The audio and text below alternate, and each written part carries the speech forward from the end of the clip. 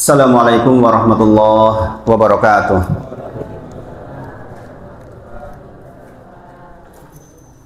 Alhamdulillahi haqqa hamdi nahmaduhu wa nasta'inuhu wa nastaghfiruh wa na'udzu billahi min shururi anfusina wa min sayyiati a'malina may yahdihillahu fala mudilla lahu wa may yudlilhu fala hadiyalah.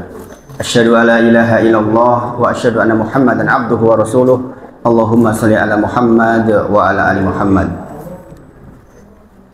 Subhanaka la ilma lana illa ma 'allamtana innaka antal alimul hakim. Rabbi shrah li sadri wa yassir li amri wahlul 'uqdatam min lisani yafqahu qawli. Amma ba'd.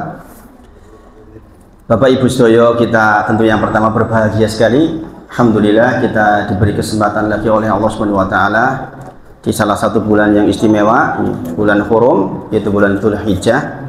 Setelah kita melaksanakan ibadah besar yaitu ibadah kurban. Dan insya Allah bagi yang kemarin hadir sholat di sini sudah disampaikan tentang pelajaran-pelajaran yang bisa diambil dari kisah Ibrahim alaihissalam, dan mudah-mudahan bisa kita implementasikan dalam kehidupan kita sehari-hari insya Allah. Di antaranya adalah bahwa setiap orang yang mendekat kepada Allah justru oleh Allah akan diberi ujian-ujian. Nabi yang mendapatkan gelar Khalilur Rahman hanya dua, Nabi Ibrahim alaihissalam dan Nabi Muhammad sallallahu alaihi wasallam. Dan kita tahu kedua nabi ini sungguh ujiannya sangat berat. Ketika Aisyah radhiyallahu anha tanya kepada Rasulullah, "Ya Rasulullah, man asadun nasibalaan?" Siapa sih sesungguhnya orang yang paling berat ujiannya? Maka Rasulullah menjawab, "Al-anbiya." Yang pertama adalah para nabi, summa solehun, kemudian orang-orang yang soleh, sumal amsal fal amsal, kemudian orang soleh yang semisal, orang soleh yang semisal. Semakin tidak soleh itu semakin sedikit ujiannya, Bapak Ibu. Maka Nabi Ibrahim alaihissalam karena disebut sebagai Khalilur Rahman justru mendapatkan ujian yang besar sekali. Kemudian juga Rasulullah bersabda, "Idza ahaballahu qauman ibtalahum." Jikalau Allah mencintai suatu kaum, maka ibtalahum, maka Allah akan datangkan ujian kepada mereka. Ini kepada mereka sebagai bentuk apakah benar dia cinta kepada Allah atau tidak. Makanya sebagaimana jenengan dulu ketika mau menikah, untuk menguji apakah calon suami saya cinta benar dengan saya atau tidak, mesti dengan paling ujian. Kalau lulus berarti iya tenan. Kebetulan hari Jumat kemarin saya juga barusan mengantarkan pengantin ke Cilacap. Banyak hikmah yang diambil bahwa kadang-kadang kita sudah lupa yang sudah tua, bahwa cita-cita kita adalah sakinah, mawaddah, warahmah. Waktu masih anyar-anyaran ketok yo rapih, podo emane bareng wis tua kadang-kadang ono sing cerah. Nah niku sing kedah dipikirakan nggih, sampun ngantos ngaten. Maka menghadiri pernikahan itu penting untuk mengingat kembali. Makanya jenengan harus betul-betul banyak berdoa. Ya muqallibal qulub, tsabbit qalbi ala dinik. Agar hati kita jangan dibalik kepada kesesatan. Tarekmu urip 5 tahun jebul keliru, subhanallah. Maka kita berdoa kepada Allah, mudah-mudahan kita disayangi oleh Allah, dirahmati oleh Allah. Mudah-mudahan dengan ngaji seperti ini kita mengundang rahmat Allah, sehingga kita disayangi oleh Allah, insya Allah. Nah Bapak Ibu semuanya, sebagaimana metode belajar kita, insya Allah kita belajar berurutan. Tapi sebelum itu saya akan berikan hikmah-hikmah yang penting, mudah-mudahan bisa diamalkan. Ini menikah di antara bentuk syukur kita kepada Allah Subhanahu wa taala, kita duduk di majelis seperti ini. Dan dulu sudah pernah saya sampaikan bahwa keutamanya sangat besar. Saya ingatkan kembali, man salaka thoriqan yaltamisu fi ilman sahhalallahu lahu bihi thoriqan ilal jannah. Barang siapa yang pergi dari rumahnya, duduk di majelis ilmu seperti ini, maka dimudahkan baginya masuk ke surga. Mudah-mudahan kita termasuk di dalamnya insya Allah. Ini hadisnya bersambung. Wa majtama'a qaumun fi baitin min buyutillah yatluna kitaballahi wa yatadarasuna bainahum illa nazzalat alaihim sakinah wa ghasyiyatuhumur rahmah. Kemudian wa hafathumul malaikah wa dzakaruhumullahu fi man indah. Seseorang yang duduk di majelis seperti ini kemudian di dalamnya membahas tentang qala Allah wa qala Rasulullah, maka turun kepada dia 4 hal, yaitu perasaan tentram. Jadi kalau jenengan mencari ketenteraman itu di tempat seperti ini Bapak Ibu, Allah janjikan itu, insya Allah. Kemudian jenengan juga termasuk orang yang mendapatkan rahmatnya Allah Subhanahu wa Ta'ala. Kemudian juga malaikat berkumpul di sekitar kita. Andai kita bisa melihat malaikat berkumpul di sini. Kemudian Allah sendiri sebutkan wa dzakarakumullahu fiman indah. Allah bangga-banggakan kita di antara makhluknya yang mulia. Ditunjukkan kepada para malaikat, itu loh si fulan sedang duduk di majelis. Seperti itu Bapak Ibu. Kita sekarang ini sedang dibangga-banggakan oleh Allah Subhanahu wa Ta'ala. Nah Bapak Ibu, hadis ini hadis yang panjang. Yang saya bacakan itu penutup hadisnya. Nah, awal hadisnya jangan perhatikan. Sehingga jenengan tahu tujuan jenengan ngaji ini pun apa. Jadi kalau jenengan ngaji duduk di majelis itu harus tahu persis kondur niku bawa apa. Hadis tadi itu, hadis yang seseorang pergi dari rumahnya kemudian duduk di majelis akan dimudahkan menuju surganya Allah. Kemudian akan dapat 4 hal tadi barusan. Itu dimulai dengan keterangan ini. Jangan perhatikan betul. An Abi Hurairah radhiyallahu anhu, dari sahabat Abu Hurairah radhiyallahu anhu. Ani Nabi sallallahu alaihi wasallam, dan Nabi Muhammad sallallahu alaihi wasallam. Ini ada 4 hal. Jangan perhatikan ada 4 hal mengawali hadis tadi. Yang pertama, man nafasa an mu'minin kurbatan min kurubad dunya. Barang siapa yang menghilangkan kesusahan dari kesusahan dunia dari seorang mukmin, yang tentu jenengan mukmin susah. Susah bentuknya apa saja? Hal kecil susah, contoh. Kathah tikus teng griya. Ya, contoh. Ini contoh kecil, siapa saja bisa melakukan. Kemudian diparingi obat, mati. Matinya yang dhuwur, mambune pol-polan. Sebagian orang itu gilo, mundut niku, ampun niku. Contohnya kulo niku gilo tenan niku. Saya panggil kakak saya, Mas. Tikus ikutnya dhuwur, Mas. Segera berangkat, kakak tahu hadis ini. Dia bawa sekop, diseruduk. Itu menghilangkan kesusahan dunia, Bapak Ibu. Nah, kata Rasulullah, nafasallahu anhu kurbatan min kurubi yaumil qiyamah. Maka orang ini akan dihilangkan kesusahan yang di yaumil qiyamah, Bapak Ibu. Banyak perbuatan kecil nolongin orang, menghilangkan kesusahan orang, jenengan dijanjikan jenengan akan dihilangkan kesusahan di yaumil qiyamah. Jenengan tahu betapa beratnya yaumil qiyamah. Apa yang dibayangkan sekarang itu jauh di bawah yang akan terjadi, Bapak Ibu. Maka pastikan hari-hari jenengan kalau bisa punya jadwal. Dino iki aku meh ngilangi kesusahannya sopo yo. Dibikin Bapak Ibu. Sekecil apapun.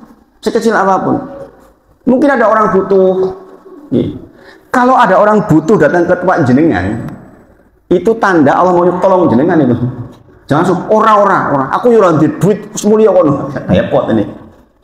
Apa yang kita punya Bapak Ibu? Lakukan itu. Sekali lagi, jadi hadis tadi, siapa yang datang ke majelis taklim kemudian akan dimudahkan ke surga karena orang di majelis taklim itu begitu tuh perbuatannya Bapak Ibu. Paham Bapak Ibu nggih? Jadi orang yang ngajinya benar, itu pasti mudah menolong orang lain. Oh, kok musuhi. Pengen iki nulung Bapak Ibu. Mboten nyambung kalau jenengan duduk di majelis rajin kok nggak seneng tolong-tinolong niku mboten nyambung. Nggak nyambung Bapak Ibu. Kemudian waman yasaro ala mu'sirin yasarallahu alaihi fid dunya wal akhirah. Barang siapa yang memberi kemudahan kepada seseorang yang di dalam kesulitan, mu'sirin itu kesulitan karena utang piutang Bapak Ibu. Jenengan diutangi wong. Kemudian jenengan kok kerentek lah, wis tak bebas kewe lah. Wong nek dibeleh ya ora duwite. Paham ya? Kadang-kadang kita dipinjemin orang begitu. Saya itu berulang kali Bapak Ibu ini. Dari mulai yang cuma 1 juta, yang 9 juta, yang 450 juta. Saya pernah mengalami seperti itu. Akhirnya dibebasakan. Oh bangkrut pripun? Ambok kula beleh mboten enten duit niku. Gini apa nggih? Nggih pun tapi pun malih. Mungkin Allah berkehendak dengan itu saya mendapatkan kemudahan dari Allah. Jadi Bapak Ibu, wis kesel mikirin nakih yora Allah untuk apa? Ada hadis begini, barang siapa yang memberikan kemudahan dari kesukaran yang dialami oleh orang lain, maka dia akan dihilangkan kesukarannya di akhirat kelak. Di sini dikatakan fid dunya wal akhirah, ranu teng akhirat. Jenengan bakal diberi kemudahan pula di dunia dan di akhirat, itu janji Allah untuk kita. Ketika anak saya Fatimah itu masuk rumah sakit, jadi Fatimah itu pernah ceritakan nih, masuk ke Sarjito, saya tagihannya sekitar 100 jutaan. Waktu itu saya sudah hijrah, nggak punya uang. Jadi dulu uang berlimpah, setelah hijrah saya betul-betul dari nol. Saya rumah ngontrak lagi Bapak Ibu sampai hari ini. Padahal saya dulu pengembang perumahan, tukang gawe rumah, saat itu main kontrak. Waktu Fatimah masuk rumah sakit, nih, saya masih ingat saya pinjam uang ke teman kuliah itu 24 juta. 6 bulan berselang saya hanya bisa membalikan 10 juta. Suatu hari teman saya ini telepon ke saya, "Hit, kewajibanmu yang 14 juta saya ridho, gak usah dikembalikan." Loh kok begitu? Kebetulan saya naik jabatan, beliau di BPK kerjanya. Saya naik jabatan, bentuk syukur saya bebaskan hutang. Bayangkan Bapak Ibu, 14 juta loh. Nah itu, hal-hal seperti ini itu hanya bisa dilakukan oleh orang-orang yang ngaji Bapak Ibu, yang tahu bahwa kesukaran yang kita orang lain yang sukar kita kemudian bantu, kita akan diberi kemudahan oleh Allah Subhanahu wa taala. Kalau bukan orang beriman nggak bisa. Iman 14 juta sungguh tuku motor. Gini apa nggih? Padahal dikatakan di sini man salaka tariqan yaltamisu fi ilman sallallahu bi tariqan ilal jannah. Barang siapa yang datang pergi dari rumahnya, duduk di majelis, kemudian dia mendengarkan kajian, kemudian dia dimudahkan dalam menuju surga, karena buahnya orang ngaji itu begitu Bapak Ibu. Masya Allah.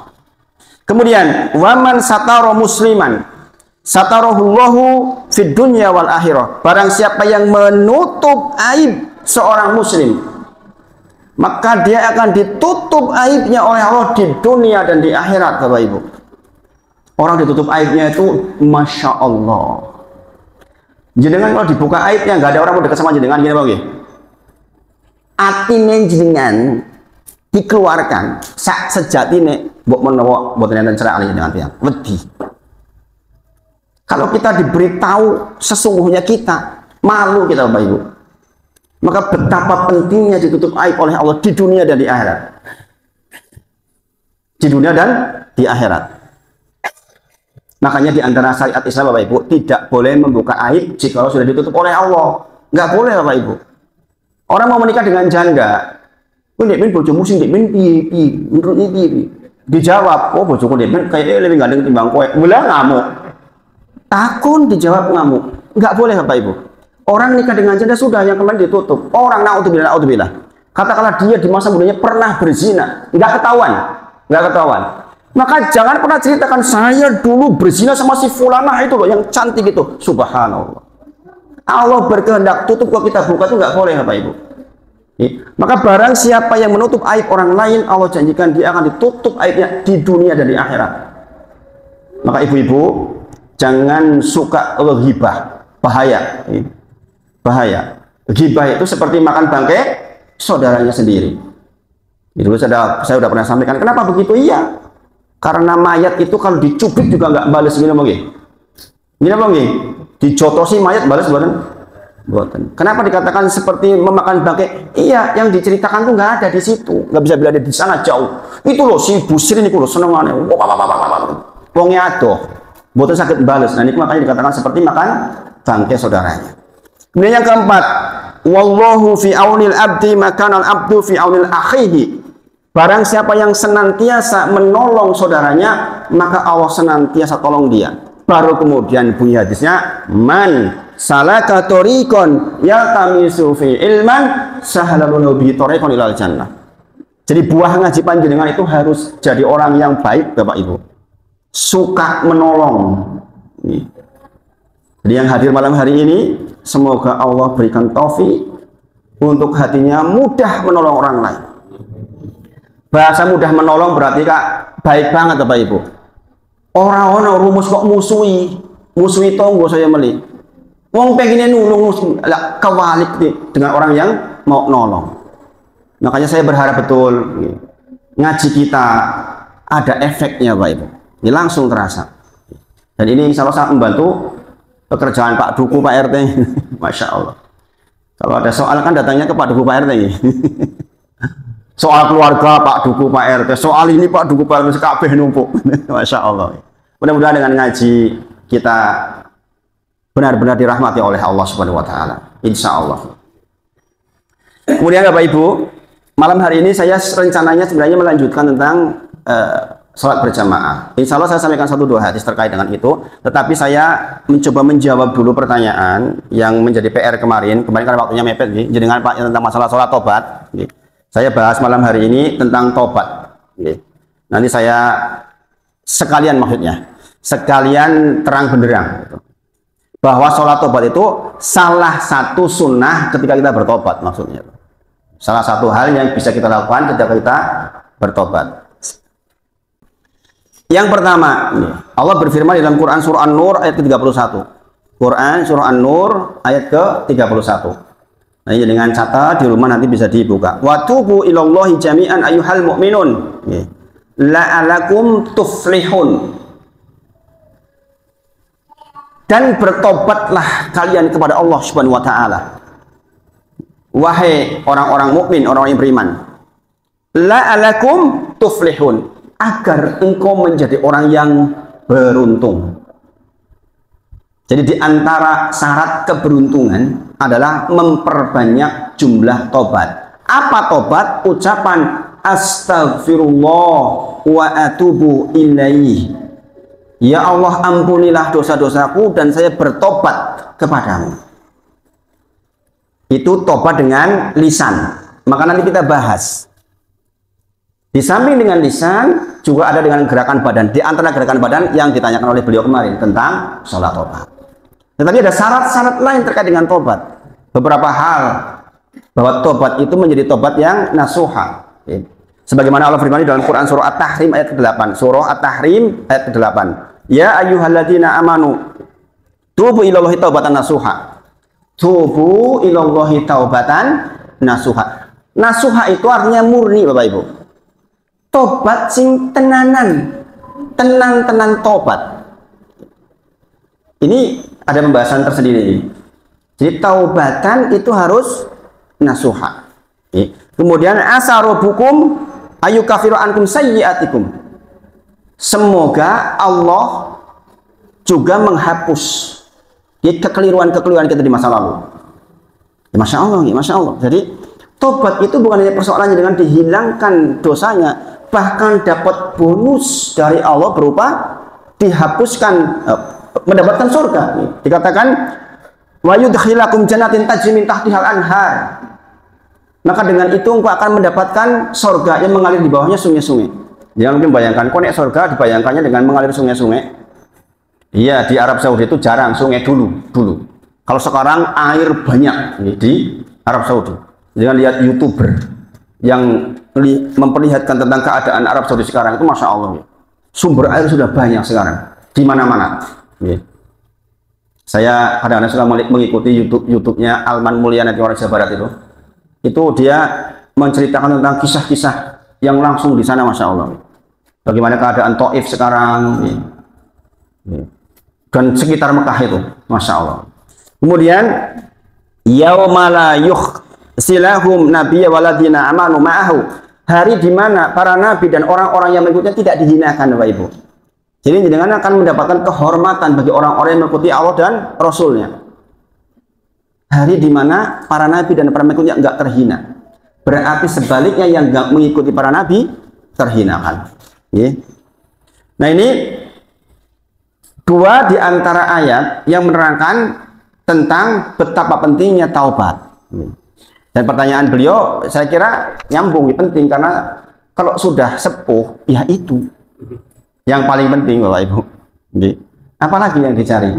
Wis kabeh, mantu wis rampung, pekerjaan pun pensiun, golek apa? Golek diampuni. Coba jangan perhatikan, hampir seluruh ibadah-ibadah besar dalam Islam selalu pahalanya ampunan. Gini Pak. Barang siapa yang puasa di siang hari maka diampuni dosa-dosanya. Barang siapa sholat malam di malam diampuni dosa-dosanya. Bahkan di malam qadar dikatakan, Allahumma innaka afuwun tuhibbul afwa fa'fu anni. Malam yang sangat utama saja suruh minta ampun. Maka kalau ada ibadah kok hadiahnya, pahalanya ampunan, jangan kejar Bapak Ibu. Jangan kejar. Jadi untuk mengingat itu, saya mau nyuruh anak saya suruh baca nih. Quran surah Ali Imran mulai dari 133. Ini tentang diantaranya bagaimana jika kita terlanjur keliru, maka kita minta ampun kepada Allah Subhanahu wa taala. Ayo tulis sini tuh.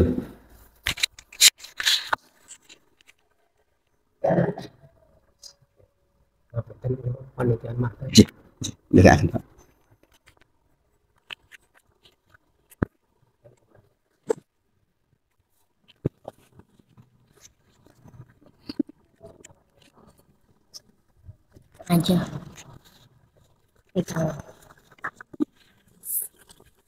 ikannya ya.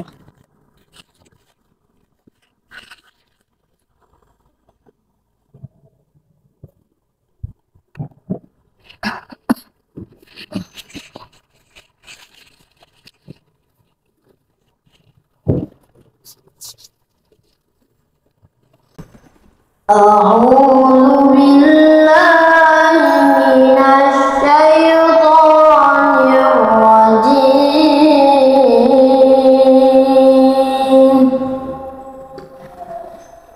Bismillahirrahmanirrahim.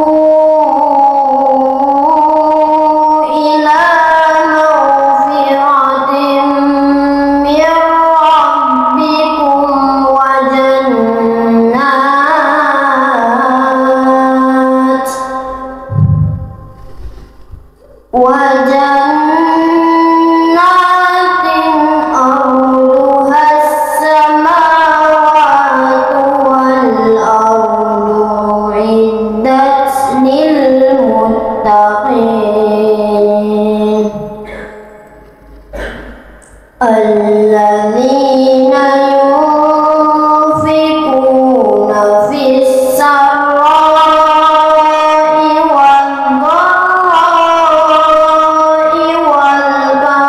والكاظمين الغيظ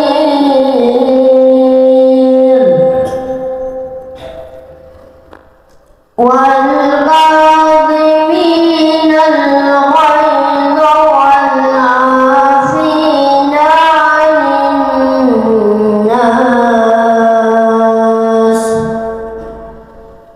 والله يحب المحسنين والذين إذا فعلوا فاحشة أو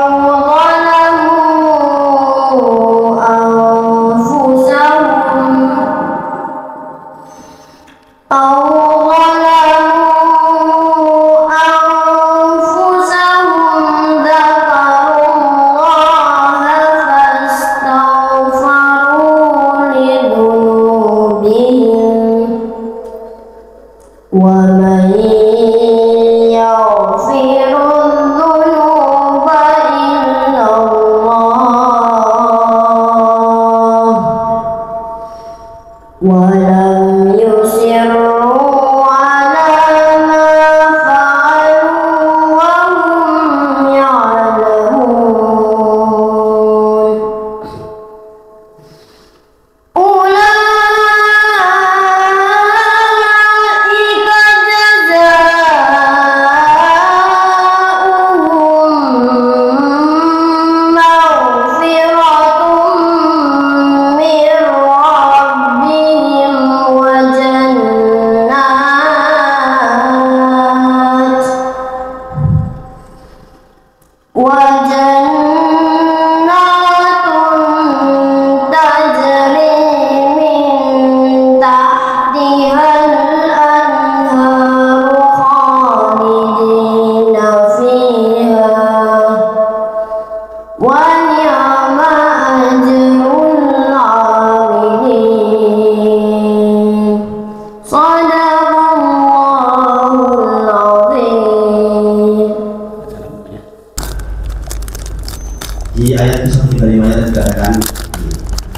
alladzina idza fa'alu fahisatan aw dzalamu anfusahum dzakaru. Jadi orang yang dijadikan sorban nek terpaksa keliru terus keringat bergaul udah diminta ampun kepada Allah.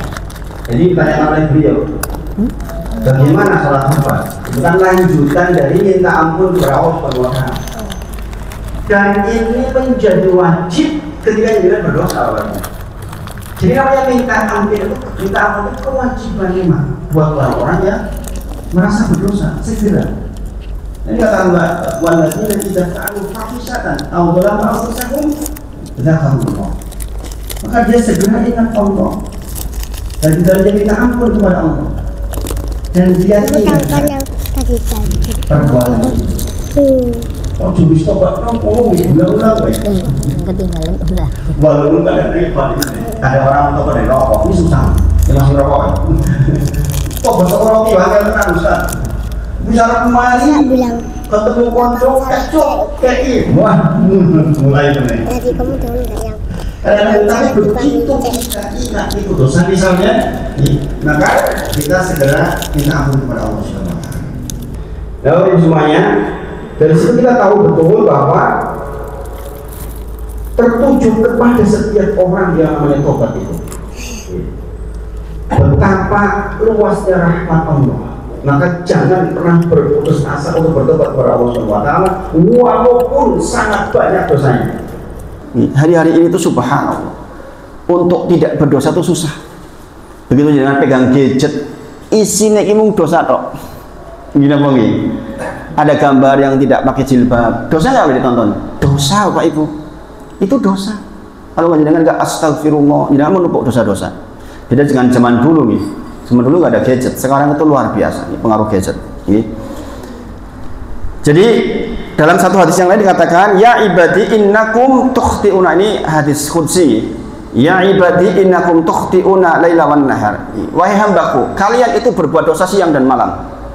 Kata Allah. Kemudian wa ana aghfiru dzunuba jami'an. Fastaghfiruni aghfir lakum. Saya itu membuka peluang ampunan kepada panjenengan setiap waktu. Maka mintalah ampun kepadaku, aku ampuni, kata Allah. Jadi makanya ucapan astagfirullah wa atubu ilaihi itu kalau dibahas itu mengandung minimal 13 manfaat utama yang disebut dalam Al-Quran dan hadis. Insya Allah suatu ketika kita akan bahas itu. Seseorang yang sering mengucapkan astagfirullah wa atubu ilaihi itu akan mendapatkan setidaknya 13 manfaat utama yang sangat luar biasa. Maka sementara belum sampai ke situ Pak, yang penting banyak itu Pak, ucapan astagfirullah wa atubu ilaihi. Kemudian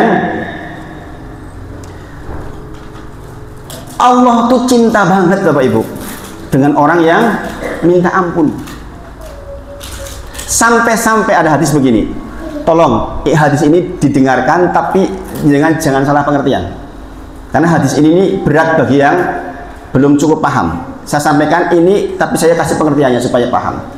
Kata Rasulullah, waladhi nafsi biyadih, demi zat yang jiwaku di tangannya, laulam tudnibu ladahaballahu bikum, jikalau suatu kaum wis apik kabeh rano sing dosa blas, maka kaum itu akan dimusnahkan oleh Allah. Bayangin, justru nek wis apik kabeh, wis bersih kabeh, rano dosane kabeh, maka justru akan dihilangkan kaum itu. Bayangin. Kemudian wala ja'a biqaumin yudnibun, kemudian Allah akan gantikan kaum itu yang kaum itu berbuat dosa. Kemudian dikatakan fayastaghfirunallaha, kemudian fayaghfirulahum, kemudian mereka berlomba-lomba untuk meminta ampun kepada Allah dan Allah ampuni. Maksudnya apa Bapak Ibu? Nggak mungkin ada kaum itu yang nggak berdosa, itu nggak mungkin. Maksudnya ini menunjukkan apa? Menunjukkan betapa cintanya Allah terhadap orang yang minta ampun. Maka diantara ciri orang soleh, hum yastaghfiruna bin ashar, adalah orang-orang yang bangun di ujung malam, sholat malam, kemudian diangkat tangan astagfirullah wa atubu ilaihi. Ciri orang soleh. Jadi kalau ada orang yang merasa soleh kok ratangi wengi, ra istighfar malah belum soleh, Bapak Ibu, belum soleh. Karena di antara ciri orang soleh hum yastaghfiruna bil ashar. Lambungnya jauh dari tempat tidurnya orang-orang soleh itu. Dan saya menyaksikan ini beberapa yang saya menyaksikan live.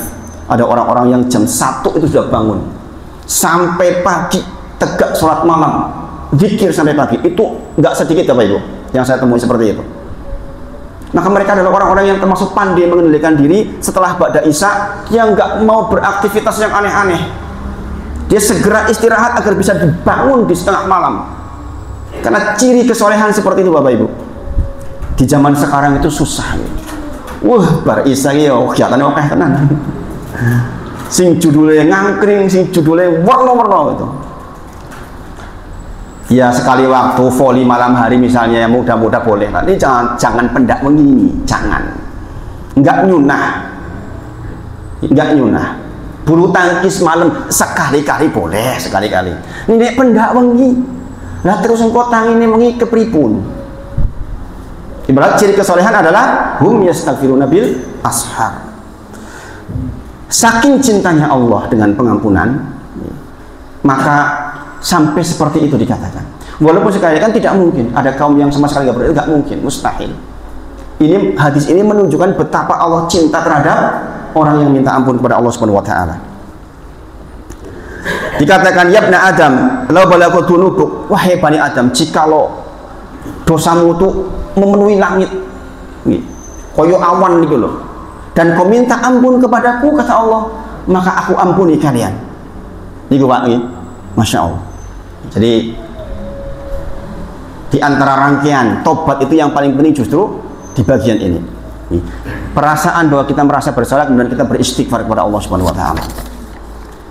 Kemudian dikatakan dalam Quran surah Az-Zumar ayat ke-53. Quran surah Az-Zumar ayat 53 dikatakan, "Qul," katakan, "ya ibadiyalladzina asrafu ala anfusihim."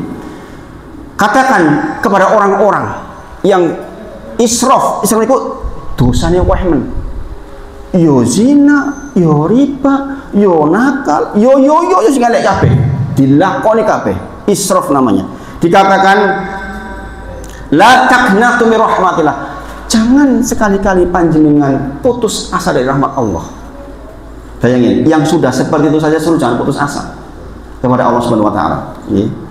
Innallaha yaghfiru dzunuba jami'an. Sesungguhnya Allah mengampuni dosa-dosa semuanya. Nanti di ayat Quran surah An-Nisa 48 kecuali syirik nih. Kecuali syirik. Syirik pun diampuni kalau minta ampunnya di dunia. Asal belum mati diampuni. Sing boten diampuni itu dosa syirik dibekto sedo. Ini boten diampuni. Tapi kalau masih di dunia berbuat syirik tetap diampuni Bapak Ibu. Sepanjang dia bertobat kepada Allah Subhanahu wa taala. Dikatakan innahu huwal ghafur. Sesungguhnya Allah itu Al-Ghafur Ar-Rahim, Maha Pengampun, Maha Penyayang. Ada satu kisah yang menakjubkan yang jenengan juga sudah pernah dengar, tapi saya yakin kalau ini diceritakan ulang ada hikmahnya. Yaitu kisah seseorang yang membunuh 99 orang. Pernah dengar? Kemudian dia ingin bertobat kepada Allah Subhanahu wa taala. Kemudian dia datangi seorang rahib. Rahib itu nama untuk ahli ibadah. Bukan ahli ilmu nggih. Beda nih antara ahli ilmu dengan ahli ibadah. Wong rajin ibadah, kalau wong berilmu itu beda Bapak Ibu derajatnya di sisi Allah. Maka ketika datang ke rahib ahli ilmu dikatakan, "Piye menurut panjenengan? Aku wis mateni wong 90%. Ada nggak kira-kira kesempatan buat saya untuk diampuni oleh Allah?" "Oh ya ora ono. Aku sing rajin ibadah koyo ngene bumbuan kok kowe. Mati ni 90% ora ono." "Ya wis nek ora genep sisan kowe." Patene sisan. Genep 100. Wis ora enggak ada harapan, sisan kowe. Kemudian dia cari lagi. Dia enggak menyerah. Mencari orang alim, orang ahli ilmu. Orang ahli ilmu tahu, hadis sudah disebutkan tadi, kalau dosa kita sepenuh langit dan bumi saja Allah ampuni. Maka dikatakan kepada orang alim, siapakah yang bisa menghalangi antara dirimu dengan taubat? Kata orang alim ini, nggak ada yang bisa menghalangi antara dirimu dengan taubat. Kau bertobat kepada Allah, kalau kau ikhlas sebesar apapun dosanya diampuni Bapak Ibu. Makanya sekali lagi kita yang sudah ngaji seperti ini jangan mudah ngejat kepada orang lain. Walaupun mungkin kayak kok wong pecik dan karuan, belum tentu nanti akhirnya jelek, belum tentu Bapak Ibu. Kalau Allah berkehendak nanti di ujung tiba-tiba jadi baik, bisa Bapak Ibu.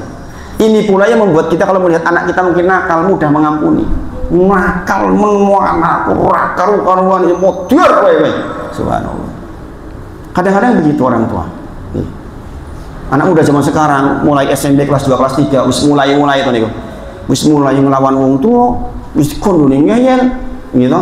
Kadang-kadang orang tua kalau nggak tahan repot. Padahal Allah saja Maha Pengampun. Ada teman saya yang anaknya mulai ngerokok, wah diantem orang-orang. Ya, itu keliru. Tetapi kelirunya bukan di akidah, Bapak Ibu. Kita tuh boleh keras kalau anak kita kelirunya keliru akidah. Melu ISIS misalnya itu keliru akidah. Kita agak keras. Tapi kalau yang seperti itu jangan keras-keras banget. Karena itu insya Allah diampuni oleh Allah Subhanahu wa taala. Kemudian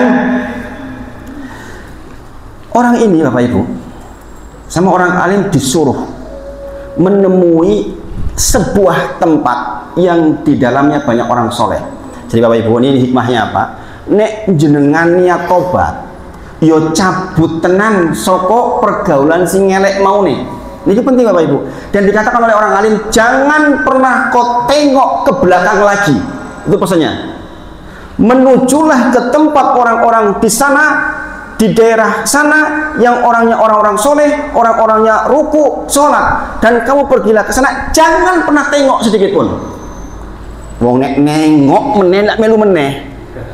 Wis arep tobat, balik karo kanca lawas kumat meneh.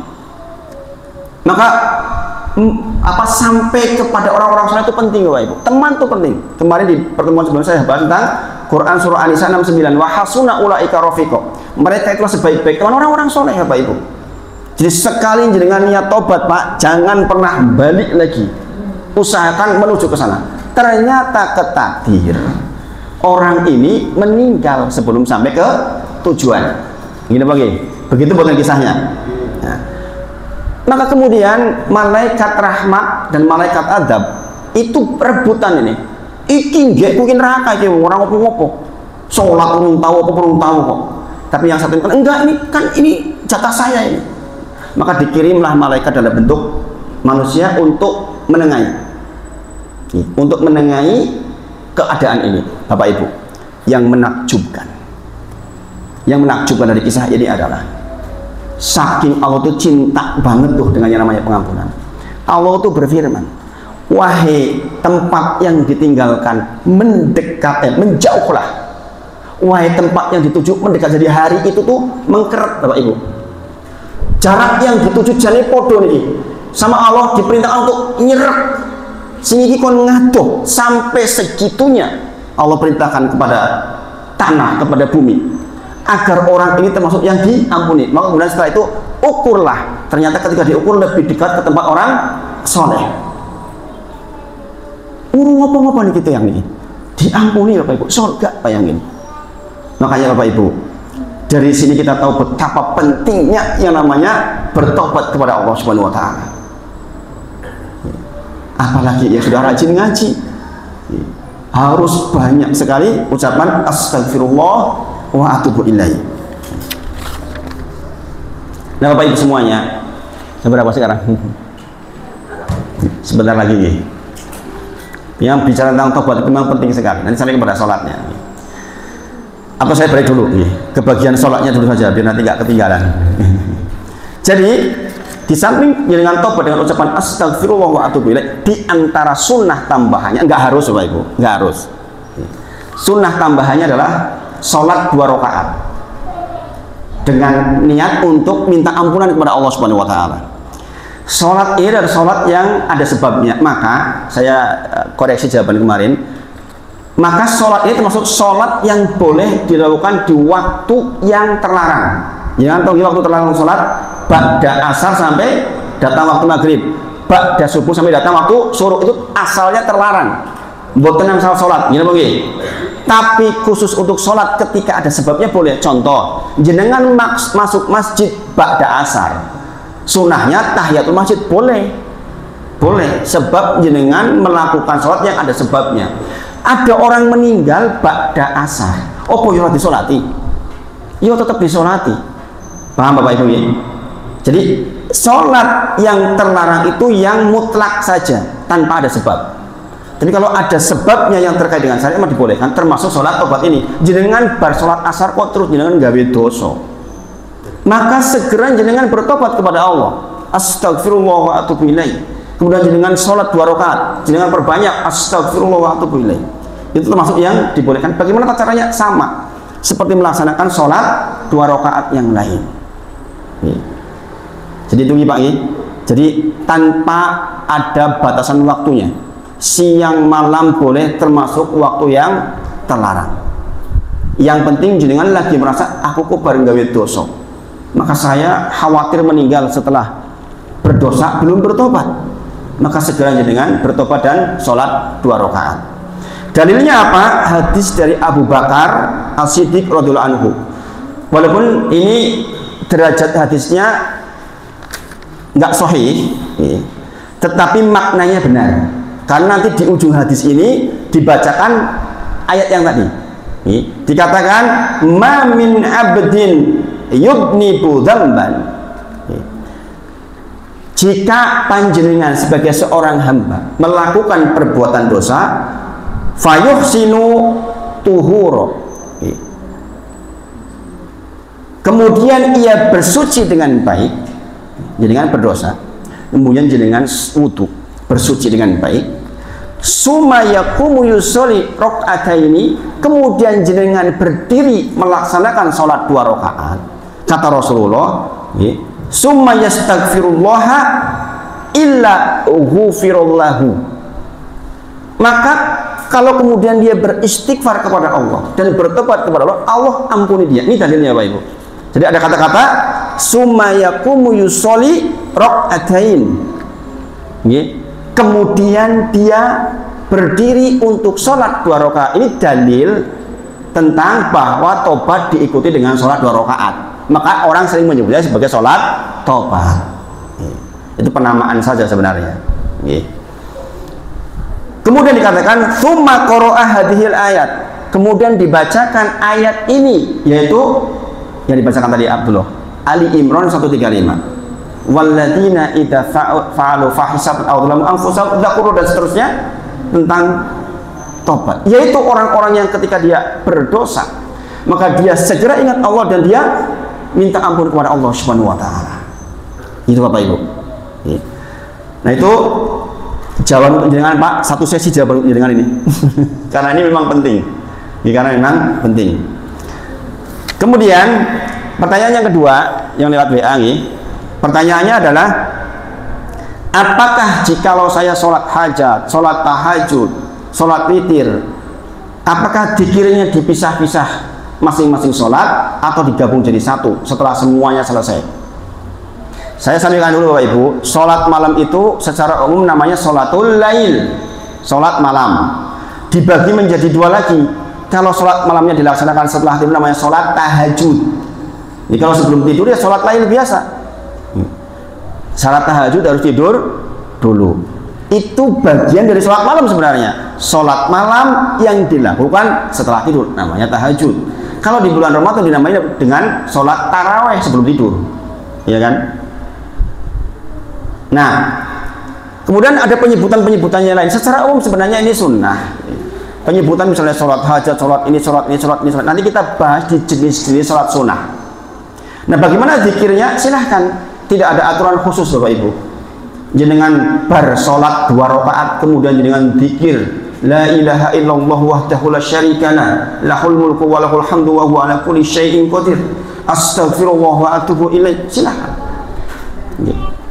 Paket doa atau zikir setelah tahajud yang paling banyak adalah istighfar.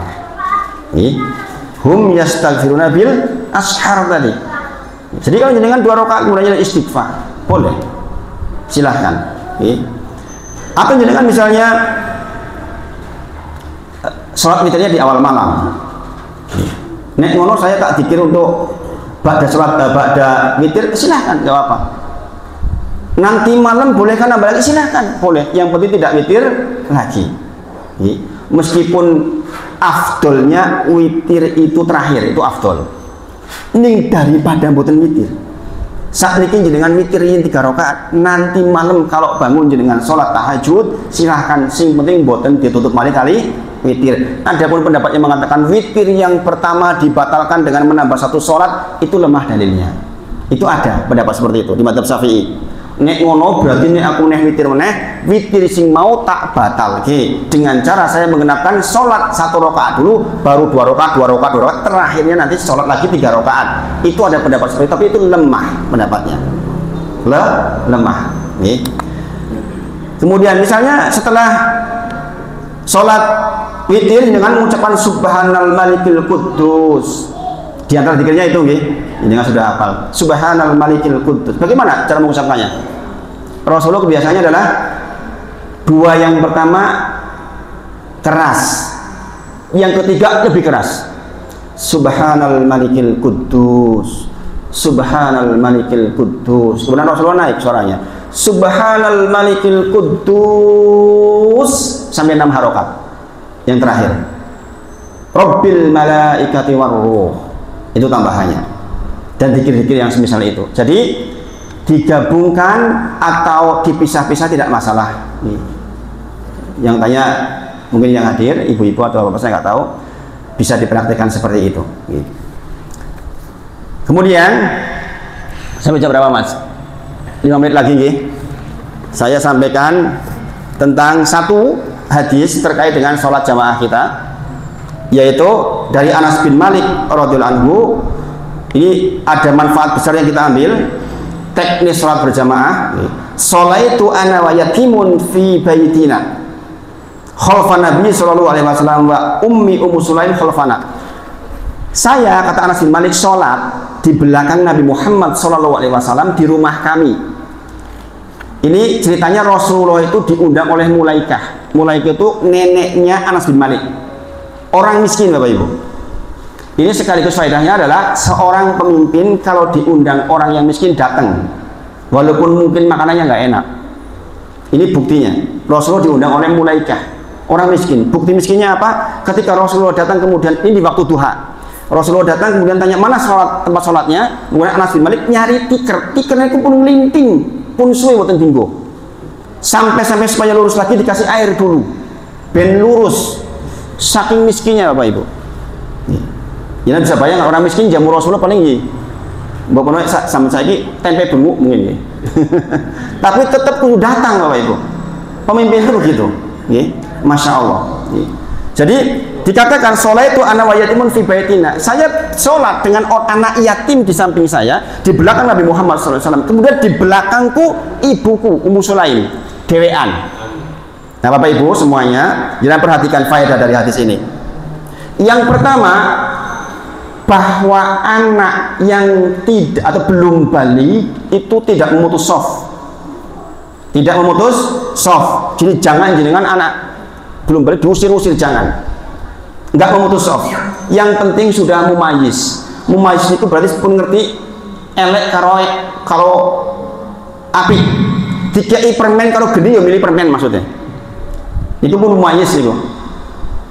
Di sini dikatakan kenapa kok kesimpulannya belum balik? Karena dia mengatakan saya sholat di belakang Nabi Muhammad dengan anak yatim. Jadi kan tahu nih anak yatim definisinya apa? Anak yatim secara saya definisinya adalah man mata abuhu walam yablugh. Anak yatim adalah yang bapaknya sedo sementara dia belum balik. Maka dari sini kita tahu berarti yang sholat bersama Rasulullah dan Anas bin Malik itu bocah urung balik. Itu dianggap membentuk soft. Apa manfaatnya buat jenengan? Nek jenengan kepeksone kok sholat dewekan keri teng masjid, anak kecil diajak sholat jenengan tetap dapat pahala berjamaah. Itu maksudnya Bapak Ibu. Sangat dipahami ya? Jangan oleh asal cilik. Manfaat Bapak Ibu. Kemudian bolehnya seorang ibu-ibu sholat dewean teng wingking tanpa teman, dianggap soft. Niku dari hadis ini. Makanya kita belajar tentang sholat berjamaah ini banyak sekali manfaatnya gitu. Jadi hadis ini sekali lagi menjadi dalil bolehnya sekali-kali sholat duha berjamaah. Jadi kalau dengan datang ke rumah orang di waktu duha, ngajak yang punya rumah sholat bareng-bareng, niku boleh. Jadi sekali-kali sholat duha berjamaah itu sunnah. Jadi jangan mengatakan sholat duha orang itu berjamaah, ento, niki dalilnya. Tapi tidak selalu. Kemudian dibolehkannya membuat soft dengan anak belum balik, dan ini sah. Kemudian dibolehkannya seorang ibu-ibu di belakang sendirian dan terhitung sebagai soft. Ini satu hadis tambahan untuk sholat berjamaah kita. Nanti di minggu berikutnya insya Allah kita bahas secara lengkap. Mudah-mudahan ini menjawab apa yang menjadi pertanyaan panjenengan semua. Meskipun rencananya sholat berjamaah ini pembahasannya, tapi karena ada pertanyaan yang saya kira juga penting untuk dibahas, dan mudah-mudahan ini bermanfaat untuk bisa diamalkan insya Allah. Kemudian ini ada apa saja ini, nanti yang bertanya dapat hadiah. Berapa ini jumlahnya? Banyak ini masya Allah. Satu, ini kayaknya berat 5 hal kayak ini. Ada 3 nih masya Allah. 3 penanya, silahkan yang bertanya dapat hadiah. Kalau enggak saya yang tanya. Monggo Mas, dipandu Mas. Oke, apa-apa, coba kembali jamaah yang bagi dua besok kita semangatkan kesimakan dokter soal kuantan dulu resiko. Monggo Mas ya. Mau tanya Pak, misalnya dalam status sholat jamaah, tidaknya imamnya lupa rakaat atau lupa bagaimana sholat, itu makmum sudah berusaha mengingatkan, tapi imamnya tetap tidak istilahnya memperbaiki itu. Inisiatif dari imam ke belakangnya atau gimana untuk menggantikan imam, atau kita nunggu imam itu mengikuti imam itu? Baik, ju'ilal imamu liutamima bih, ditunjuk imam untuk diikuti. Kewajiban kita memang mengingatkan ketika keliru, tapi kalau sudah diingatkan kok malah bingung, ya biarin dulu aja, nanti diselesaikan setelah sholat. Kalau ternyata kurang rokaatnya ditambah, Pak Imam tadi kurang 1 rokaat, sebelum salam kita sujud sahwi. Jadi bisa dilaksanakan bareng-bareng, asal tidak berjeda. Atau kabel lah, ini dipanggil-panggil kan repot. Begitu selesai dengan ingatkan. Dan ini pernah terjadi di zaman Rasulullah. Rasulullah pernah terjadi seperti itu. Ini kurang rokaatnya. Kemudian kalau misalnya kadang-kadang imam kan bingung, diingatkan, iki jadi ingat ke apa ya? Saya sendiri pernah. Rokaat ketiga, saya pikir sudah rokaat keempat. Sehingga ketika saya selesai 2 kali sujud, subhanallah, ini apa ya? Saya sujud lagi, saya pikir saya kurang sujud sekali. Kemudian saya setelah sujud bangkit lagi kan, subhanallah, ini apa? Saya akhirnya salam. Kemudian diingatkan sama ini kemudian balik udah ngaji juga nih, Ustaz, tadi itu kurang 1 rakaat, ya sudah ditambah, sholatnya ditambah 1 rakaat dan ditambah 1 rakaat. Kemudian sebelum salam kita sujud sahwi. Gitu. Ini tergantung kesalahannya apa. Tergantung kesalahannya apa. Gitu. Kadang-kadang gini, misalnya berdiri, imam sudah sampai pindah ke rukun berikutnya. Misalnya gini, harusnya tahiyat awal, ternyata imam naik, diingatkan itu, ini tetap naik sampai dia sudah berdiri sempurna, maka berarti dia sudah pindah ke rukun berikutnya, maka sudah jangan ikuti. Nanti dia akan tahu bahwa kekeliruannya adalah kurang tahiyat. Kalau kurang tahiyat awal itu hukumnya di mazhab Syafi'i sunnah ab'ah, di dalam mazhab Hambali wajib itu bukan rukun. Ingat, kalau di mazhab Hambali antara rukun dan wajib itu beda. Kalau rukun itu ketinggalan sengaja tidak sengaja harus diulang, kalau wajib itu ketinggalan kalau nggak sengaja sujud sahwi. Berarti kalau ketinggalan tahiyat awal cukup dengan sujud sahwi solusinya. Nanti kita bahas ketika bab fikih sholat insya Allah. Jadi tidak perlu digantikan, Mas. Yang boleh menggantikan imam itu ditunjuk oleh imam. Makanya kalau imam batal itu, imam itu nunjuk. Jangan imam dolos lungo. Lah sing imam iki sapa? Jadi yang menunjuk pengganti imam itu imam. Begitu batal dia tarik satu orang. Yang dia pilih, adapun di belakangnya biar mudah maksudnya. Makanya sing siap-siap nemburine sing iso ngenteni maksudnya nek ditunjuk ya ora geragapan maksudnya. Ora usah maju dhewe mboten. Mboten. Gitu. Ngaten nggih, Mas. Mudah-mudahan menjawab. Monggo Mas, milih. Oh, yang mana ini? Ini agak panjang, ini kotak. Monggo dipilih. Bismillah. Nggih. Nggih, matur nuwun. Barakallah. Ada lagi? Sampai jumpa. Kasih waktu. Monggo Ibu. Waalaikumsalam warahmatullahi wabarakatuh.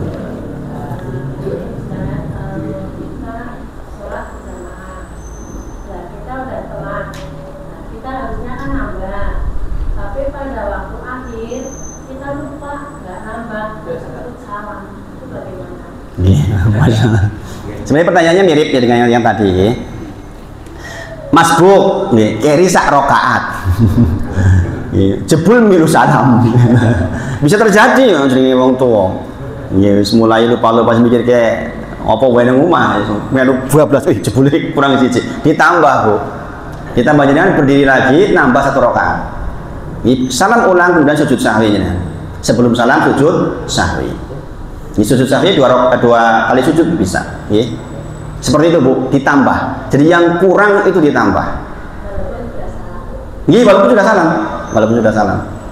Sebagaimana Rasulullah juga pernah mengalami yang demikian. Ngaten nggih? Pendek ini langsung dapat ini. Monggo, diantar Mas. Dipilihkan sama jenengan.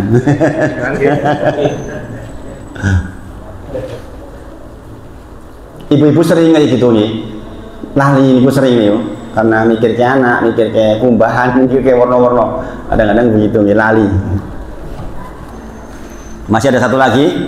Monggo, coba tambah jamaah kasih waktu. Monggo. Waalaikumsalam warahmatullahi wabarakatuh.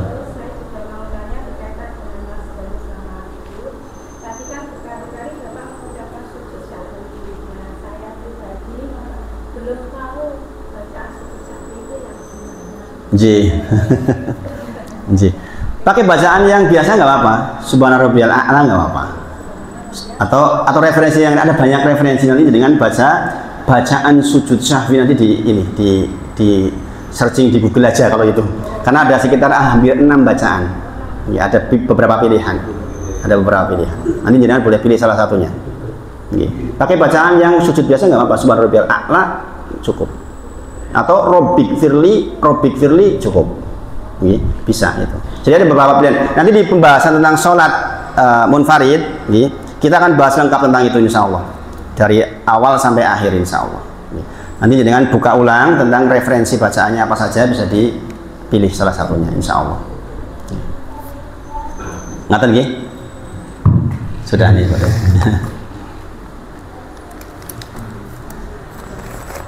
Masih ada pertanyaan satu lagi, nggak masalah. Monggo. Nggih. Buat teman Jurusan ini apa ya? Kakak yang nyebut itu wah ini agak terbalik bisa Allah. Wah ini agak terbalik bisa Allah. Terus balik. Wah ini sebenarnya sing kejauh ki berarti pada kene. Ji. Itu biar pribadi pilih ajeng anu lho. Antara berat karo liyane itu. Ji. Iki nggih lali. Yo ujian kali cobaan niku untuk perbedaan. Perbedaannya apa? Lajeng ingkang disebut ujian niku napa namung kesusahan napa nggih wonten masyaallah kesenangan. Ji. Namun itu. Nggih. Jazakallahu khairan. Pertanyaannya ini dijawabnya 1 jam ini. Saya kasih prolognya dulu. Bahwa hadir banyak ayat bahwa seluruh kesulitan yang kita peroleh itu memang fabima kasabat aidikum.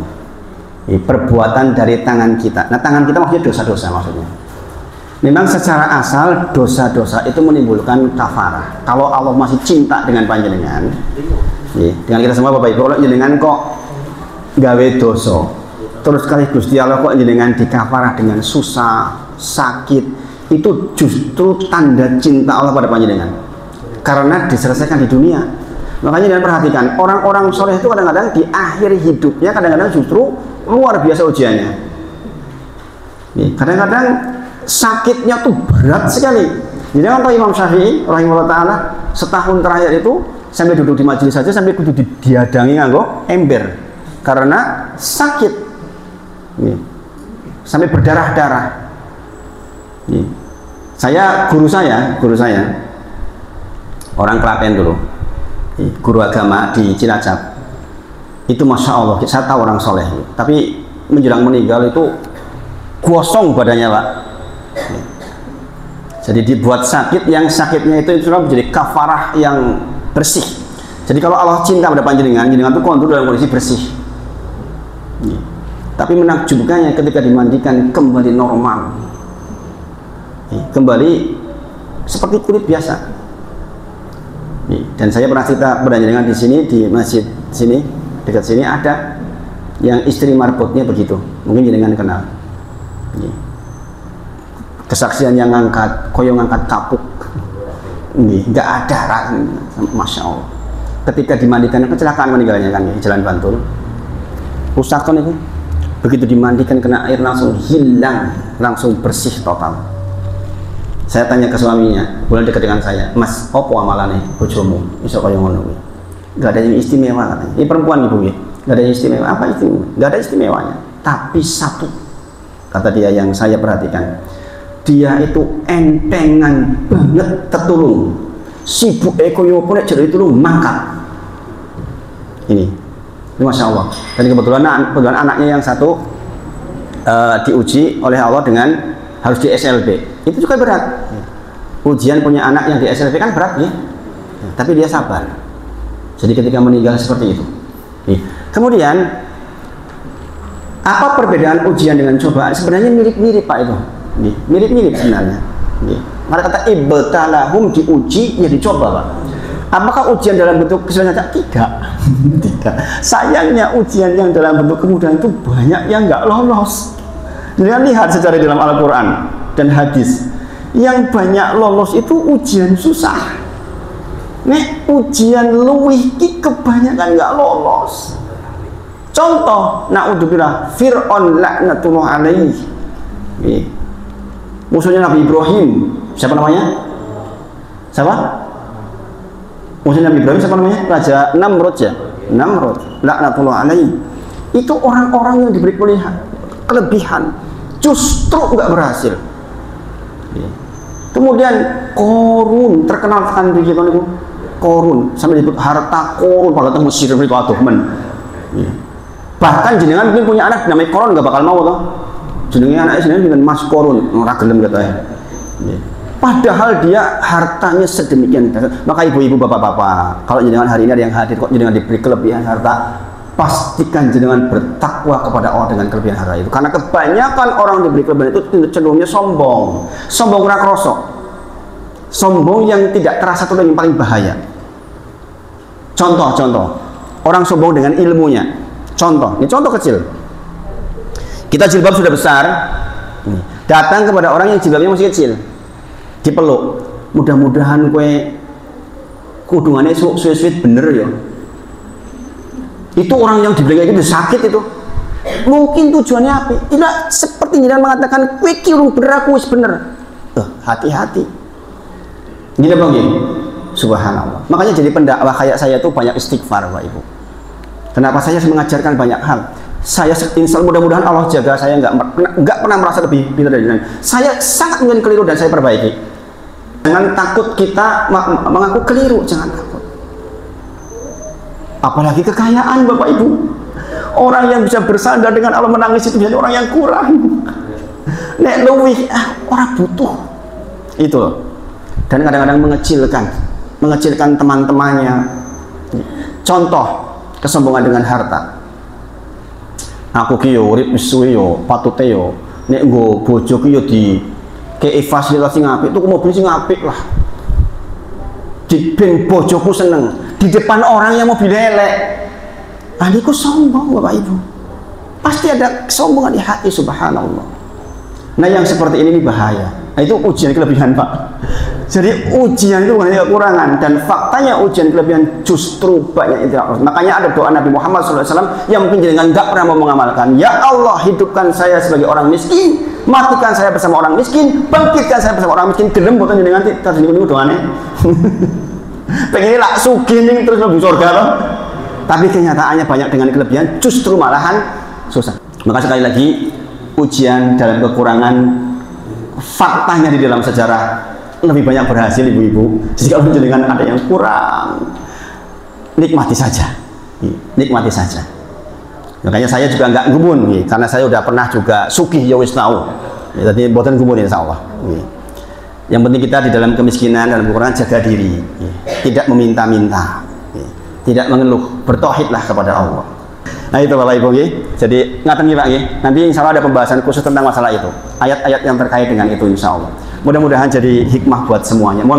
Demikian Mas. Assalamualaikum warahmatullahi wabarakatuh.